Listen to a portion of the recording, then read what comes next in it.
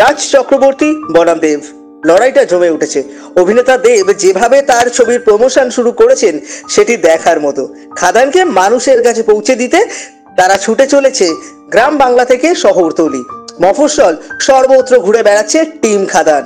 এটাকে নিয়েই কটাক্ষ শুরু করলেন রাজ চক্রবর্তী। রাজ চক্রবর্তীর নতুন ছবির সন্তান একই দিনে মুক্তি পাচ্ছে, কিন্তু সেভাবে রাজ চক্রবর্তীকে প্রমোশন করতে দেখা যায়নি। আর এটা নিয়ে লড়াইটা জমে উঠেছে। রাজ চক্রবর্তী বললেন, প্রমোশন করার কি রয়েছে, ছবি তো আমার এমনিতেই হিট।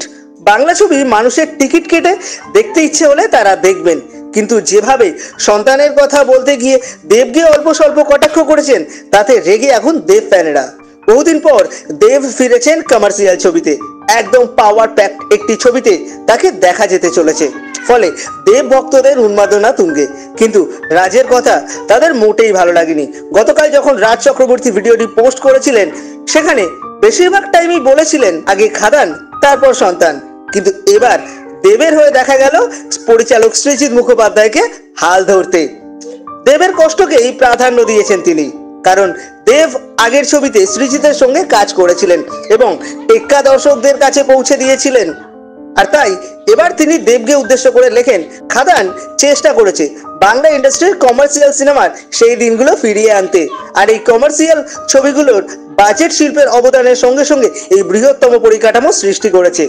উচ্চাভিলাষী বেঙ্গল ট্যুর করার মাধ্যমে খাদান মাল্টিপ্লেক্স ভর্তি কলকাতার কেন্দ্রগুলি থেকে দূরে সমগ্র গ্রাম বাংলা জুড়ে প্রায় 3500 কিলোমিটার ভ্রমণ করেছে।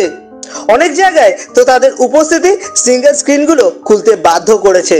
আপনি সেই ধরনের সিনেমায় বিশ্বাস করেন, বা চলচ্চিত্রের অভিনেতা প্রযোজকের সাথে চোখে চোখ মিলিয়ে ভালো কিছুর আশায় আমরা এটা করতেই পারি।